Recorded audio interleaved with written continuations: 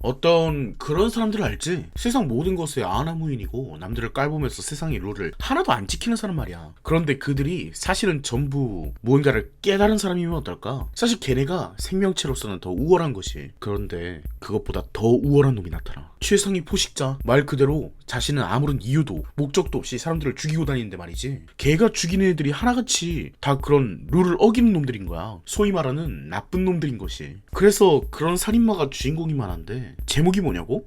제목이 좀 특이한데 살인자 이응 난감. 맞아. 살인자랑 난감 사이에 한글 자음 이응 그거 그대로 있는 거야. 그래서 그 불편하기 그지없는 작품을 그린 작가가 도대체 누구냐고? 1208이란 작가야. 1208은 신비주의입니다. 남들에게 얼굴을 드러내지도 않고 모든 일은 자신의 편집자인 백 팀장이라는 사람에게 일임합니다. 사람들에게 그다지 인기는 없습니다. 웹에서 연재한 웹툰은 조회수가 잘 안 나오죠. 그래도 뭐 나름 작품성을 인정받았는지 평단의 호평에 힘입어서 상은 타는 편입니다. 그의 작품 세계는 뭐랄까 불친절해요. 사람들이 싫어할 만한 얘기만 하고 남들에게 보이지 않는, 어쩌면 보기 싫어서 눈을 돌리는 그런 불편한 이야기들이 자신한테만은 보인다는 듯이, 그의 이야기는 기분이 나쁘면서도 가끔은 진실을 꿰뚫는 듯 독자들의 숨통을 조이는 배암 같은 매력이 있습니다. 그렇게 알려져 있습니다. 그렇게 보이고 있습니다. 그래서 지금의 그는 어떻냐고요? 남에게 보이는 그의 모습이 아니라 실제로 그가 보고 느끼는 것은 어떻냐고요? 작품에 남긴 것과 똑같을 때도 있고요. 그렇지 않을 때도 있어요. 원래 작품이란 것은 작가가 보여주고 싶은 것만 추려가지고 남에게 남기고 싶은 것만 남겨놓는 거잖아요. 우리는 1208을 작품으로만 보았지만 그의 유일한 친구라고 할까요? 아니면 그의 삶의 유일한 편집자라고 할까요? 이 백 팀장의 시선에서 그를 바라보면 그는 방탕하고 애연가에 종종 무식하기도 하며 뻔뻔하고 매너 없지만 쿨하기도 한 사람입니다. 조금 더 그의 피부를 들여다볼까요? 1208 본인이 생각하는 본인은 두려움과 공포로 가득 찬 사람입니다. 그가 제일 무서워하는 것은 언젠가 늙어서 사라져버리는 것. 언제나 그는 이런 생각을 합니다. 내가 만약 죽고 나면 내가 살던 방은 마치 내가 존재했었던 적도 없다는 듯 누군가 사는 방이 될 거고, 내가 쓰던 연필은 여전히 잘 그어질 거고, 내가 있던 세계에서 내가 없던 세계가 되어도 여전히 이 세계는 나만 빼고도 잘 돌아갈 거야. 그는 추하게 늙는 것과 죽음을 두려워하죠. 1208이라는 만화가는 그런 만큼 자신이 지배하는 세계, 자신의 작품에 전력을 다합니다. 조금은 자신의 작품을 과대평가하기도 하고 남들과의 비교를 당하면 불쾌해하기도 하면서요. 창작을 하고 싶은 사람은 모두 자신을 보여주고 싶은 마음이 있는 법이죠. 자신과 함께 숨쉬는 독자들이 없었더라도. 그래요. 마치 빈센트 반 고흐처럼 그의 천재성을 추후에 알아주는 법도 있는 법입니다. 고흐보다 미래의 사람들. 바로 우리는 고흐가 얼마나 비운의 예술가인지, 그의 드라마틱한 인생까지 작품으로 생각하지요. 창작자들, 예술가부터 대중매체를 하는 사람들까지 우리의 궁금증은 단 하나입니다. 내가 누군가에게 어떻게 보일까? 그리고 그 답이 들려옵니다. 자신의 식장에 있던 고흐 피규어에서 1208 작가, 당신이 결말을 짓지 못한 미완결작의 행복을 알기 위해 내가 미래에서 당신의 삶에 파견을 나왔다. 지금 이 영상을 보시는 분들, 그리고 과거의 미결을 봤던 분들이라면 뭐야 이 만화가의 에고라든지 창작자의 삶을 조망하는 작품 아니었어? 라고 당황하고 있을 텐데요. 고흐의 입을 빌어서 생각해봅시다. 1208은 만화가니까 그래요. 만화의 장르가 바뀌었다고. 다른 장르의 만화라고 말입니다.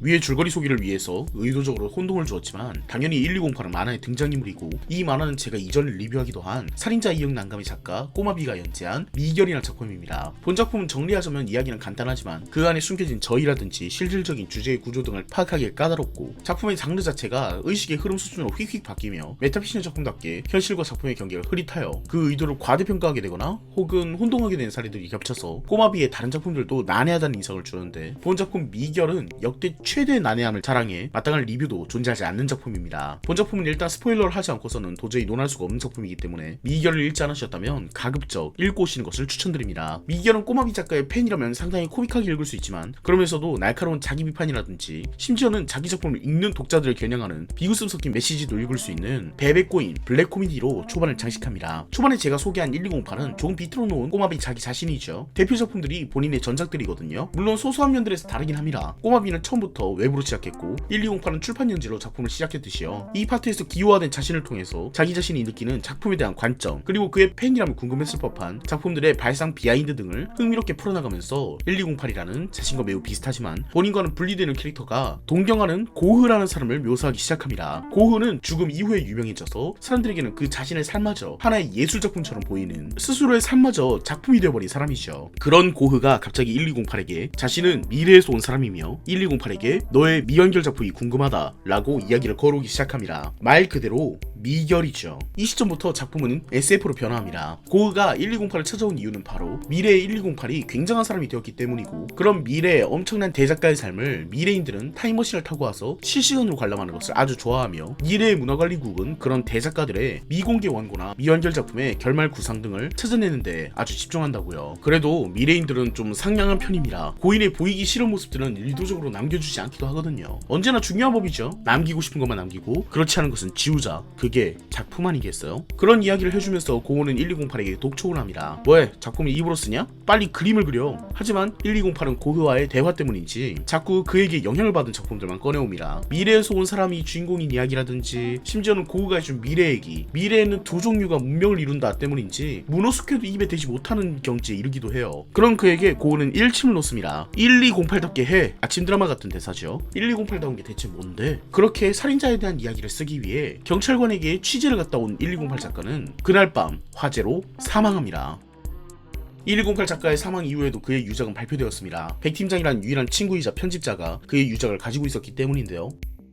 시점은 바뀌어서 30년 뒤, 사실 실제로 그는 죽지 않았습니다. 하지만 모두의 뇌리에서 그는 잊혀져 있는 상태. 1208은 실버타운에서 치매를 앓고 있다가 기억이 되살아나는 M-Day라는 날을 겪으며 그 전의 전말을 모두 깨닫게 됩니다. 사실 미래에서 온 고흐라는 존재는 실제로 미래에서 온 백 팀장이 그의 삶에 개입하기 위한 방법 중 하나였고, 미래의 대가가 되어 있을 거라고 했던 1208은 실제로는 사람들 뇌리에서 잊힌 한 존재였을 뿐이며, 그가 미래인인 백 팀장에게 주목을 받은 이유는 그저 1208이 젊은 시절 그가 영향을 줬던 신인이 미래의 대가가 되어서 인기를 얻었을 때 대가의 인터뷰에서 그의 이름이 나왔기 때문 1208이라는 사람을 아냐는 것이요. 그래서 백 팀장은 고흐의 탈을 쓰고, 아니 백 팀장이란 가면까지 쓰고 그의 삶을 완전히 고립으로 몰아넣은 뒤 삶을 이리저리 주무르고 있었던 겁니다. 그리고 백 팀장이 1208의 삶을 주무른 뒤 마지막으로 노인이 된 1208에게 제시하는 제안, 너의 작품은 아무것도 남지 않았지만 일주일 뒤면 그날이 와. 자네 생일 12월 8일이지. 미래 사람들에게 그렇게 기억되는 것은 어때? 생일을 필명으로 한 1208 작가, 그의 죽음도 1208에 마무리되다. 얼마나 흥미로운 일이야? 네 인생도 작품이 될 수 있어. 네가 좋아하던 고흐처럼 말이지.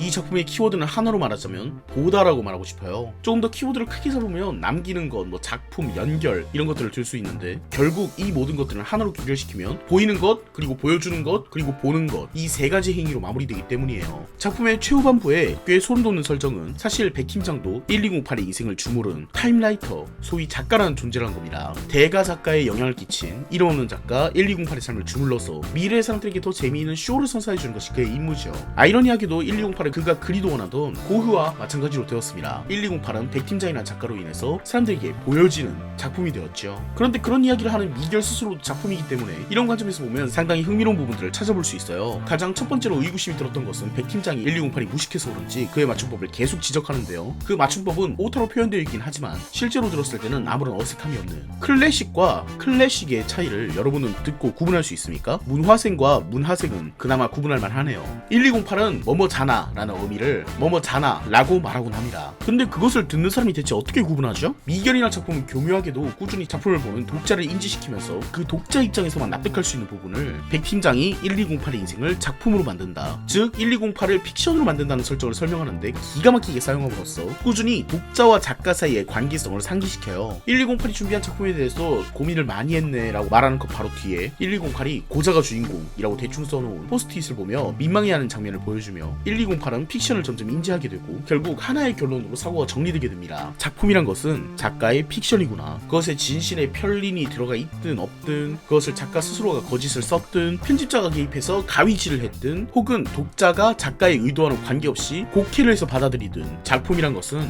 결국 거짓이라고요.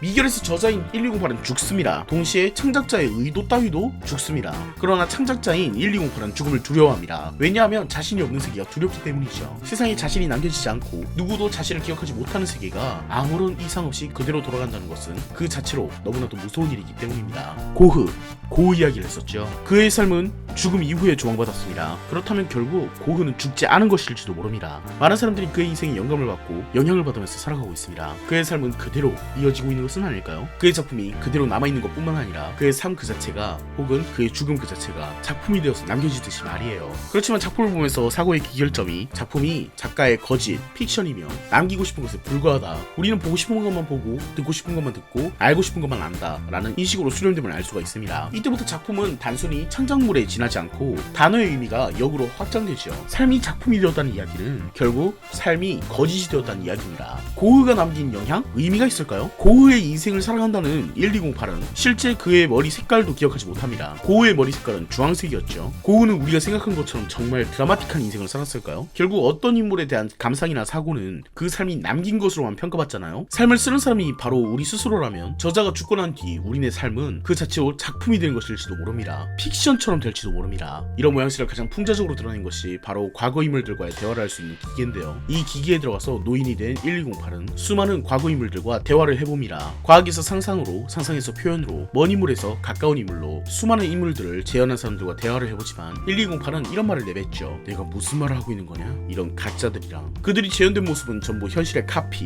그들이 진실로 살아 돌아온다면 그런 행동과 말을 보이지 않았을지도 모릅니다. 결국 우리 뇌리에 남는 것은 이미지라는 허구에 불과하기 때문이죠. 이 부분은 굉장히 흥미롭게 사용되기도 했는데요. 꼬마비 작가가 살인자 이응 난감의 뒷이야기를 1208에 빗대서 작품에 넣기도 했다고 했는데 작품이란 것이 근본적으로 남기고 싶은 것만 남기는 것이고 우리를 속이고 있는 것일지도 모른다고 생각하며 살인자 이응 난감의 리얼한 묘사는 그의 열렬한 취지 때문이라고.